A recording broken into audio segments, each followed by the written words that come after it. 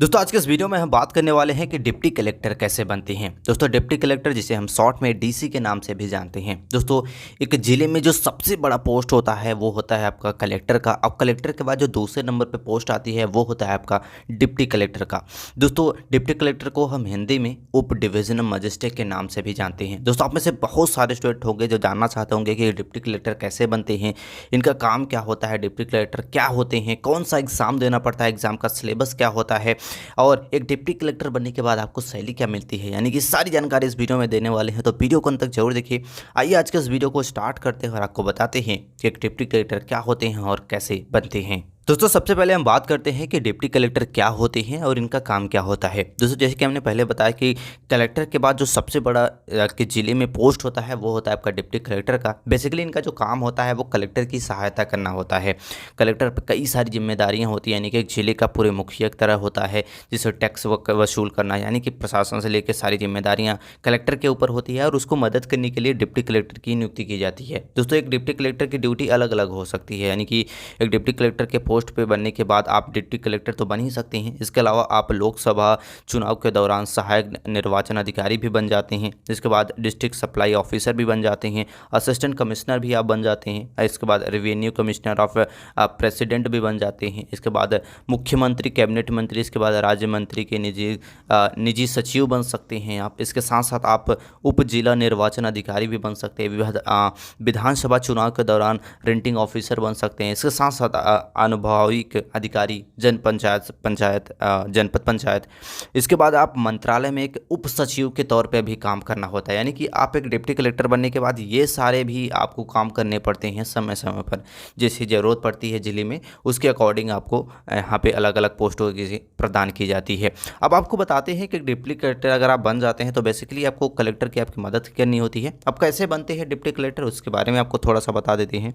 दोस्तों एक deputy collector अगर आप बनना चाहते हैं तो क्वालिफिकेशंस में आपका 12th पास होना चाहिए, साथ ही साथ आपके पास ग्रेजुएशन होना चाहिए। बहुत सारे स्टूडेंट क्वेश्चन करते हैं कि 12th में कौन सा स्ट्रीम ले, तो 12th में आप कोई भी स्ट्रीम ले सकते हैं, साइंस कॉमर्स आर्ट। इसके साथ साथ ग्रेजुएशन में भी कोई भी कोर्स कर सकते हैं, जैसे आप बीए कर सकते हैं, बीएससी कर सकते हैं, बीकॉम कर सकते हैं, बीटेक कर सकते हैं, एमबीबीएस कर सकते हैं। इसके साथ साथ जो आपकी एज लिमिट इसमें निर्धारित की गई है वो 21 से 40 वर्ष के बीच में होनी चाहिए। ओबीसी रहते हैं तो आपको 3 वर्ष और एससी कैंडिडेट के लिए आपको 5 साल एज में आपको छूट भी दिया जाता है। अब आपको बताते हैं कि एक डिप्टी कलेक्टर अगर आप बनना चाहते हैं तो उसका पूरा प्रोसेस क्या होता है, यानी कि 12th से लेके एक डिप्टी कलेक्टर कैसे बनते हैं। 12th से लेके सबसे पहले अपना 12th पास कर ले। 12th जैसे ही आप पास कर लेते हैं किसी भी साइंस कॉमर्स आर्ट स्ट्रीम से, इसके बाद अपना ग्रेजुएशन पूरा करना होता है, जिसमें आप बीए कर सकते हैं, बीएससी, बीकॉम, बीटेक, एमबीबीएस कोई भी कोर्स करना होता है। जैसे ही आप अपना ग्रेजुएशन कंप्लीट कर लेते हैं इसके बाद समय समय पर आपके स्टेट पीएससी एग्ज़ाम के ऑर्गेनाइज किया जाता है। दोस्तों ये एग्ज़ाम हर साल आपको यहाँ पे गवर्नमेंट द्वारा इसकी वैकेंसी निकाली जाती है। वैकेंसी आने पर इसमें आपको अप्लाई करना होता है और अप्लाई करने के बाद बेसिकली इसमें 3 चरण होते हैं। जैसे यूपीएससी में होता है उसमें स्टेट पीएससी में भी सेम आपका होता है प्रीलिम्स, मेंस और इंटरव्यू। दोस्तों प्रीलिम्स आपके सिलेबस के बारे में हम आगे बात करेंगे। प्रीलिम्स एग्जाम को अगर आप क्लियर कर लेते हैं तो इसके बाद आपका मेन एग्जाम लिया जाता है। मेन एग्जाम के बाद आपके इंटरव्यू के लिए बुलाया जाता है और इंटरव्यू को अगर आप क्लियर कर लेते हैं देन आपको ट्रेनिंग पे भेज दिया जाता है। 6 महीने या फिर साल भर की आपकी ट्रेनिंग होती है और इसके बाद आप बन जाते हैं एक डिप्टी कलेक्टर। अब बात करते हैं कि डिप्टी कलेक्टर के जो आपका एग्ज़ाम ऑर्गेनाइज किया जाता है स्टेट पीएससी एग्ज़ाम का, उसका सिलेबस क्या होता है जो मोस्ट इंपॉर्टेंट है, जो आपको सभी को पता होना चाहिए कि आप इस एग्ज़ाम को तैयारी करना चाहते हैं या फिर आप डिप्टी कलेक्टर बनना चाहते हैं। सिलेबस की बात करें तो प्रीलिम्स की बात करें तो उसमें आपके 2 पेपर लिए जाएंगे। दोनों पेपर आपके 2-200 मार्क के होंगे और 2 घंटे का आपको समय दिया जाएगा प्रत्येक पेपर के लिए। बेसिकली इसमें ऑब्जेक्टिव टाइप क्वेश्चन आपसे पूछे जाएंगे, जिसमें जनरल स्टडीज 1 और जनरल स्टडी 2 सी सेट से आपसे क्वेश्चन आपसे पूछे जाएंगे। दोस्तों अगर आप प्रारंभिक परीक्षा को क्लियर कर लेते हैं देन आपके मुख्य परीक्षा के लिए बुलाया जाता है, जिसमें आपके टोटल 8 पेपर होंगे। 8 पेपर आपके कंपलसरी होंगे। और बात करते हैं इसमें कौन से सब्जेक्ट से क्वेश्चन आएगा, तो इसमें जनरल हिंदी से आपसे 150 क्वेश्चन, एसए से 150 क्वेश्चन, इसके बाद जनरल स्टडीज़ 1 से लेके आपकी जो जनरल स्टडीज़ 6 पेपर आपके लिए जाएंगे जो कि 200 मार्क के होंगे। यानी कि आपका पहला पेपर होगा जनरल हिंदी का, दूसरा एसए का होगा, बाकी 6 पेपर जो होंगे वो जनरल स्टडीज़ से होंगे, जिसमें आपके 200 मार्क के टोटल आपके पेपर यहाँ पे रहने वाले हैं।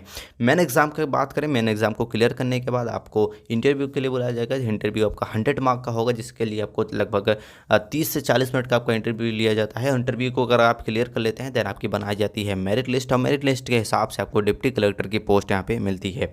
अब बात करते हैं कि यदि आप एक डिप्टी कलेक्टर बन चुके हैं और आपको कितनी सैलरी वगैरह, आपको क्या क्या भत्ते वगैरह मिलने वाले हैं, उसके बारे में थोड़ा सा बता देते हैं।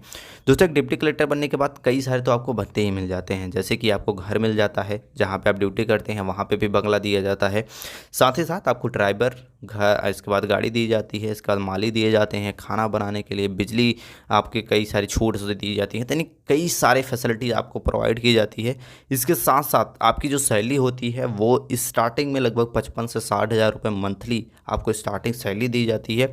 साथ ही साथ भत्ते वगैरह को ऐड कर ले तो लगभग आपको 80 से 90 हज़ार रुपये स्टार्टिंग सैलरी होती है। वहीं एक्सपीरियंस के अनुसार आपकी सैलरी यहाँ पे बढ़ती भी रहती है। आई होप आप समझ गए होंगे कि आप डिप्टी कलेक्टर कैसे बनते हैं, इनका काम क्या होता है, कौन सा एग्ज़ाम देना पड़ता है, एग्ज़ाम का सिलेबस और इनकी सैलरी क्या होती है। सारी जानकारी इस वीडियो में हमने आपको बता दी है। दोस्तों, ऐसे ही जानकारी के लिए चैनल को लाइक और सब्सक्राइब जरूर कर ले। मिलते हैं नेक्स्ट वीडियो में, तब तक के लिए जय हिंद।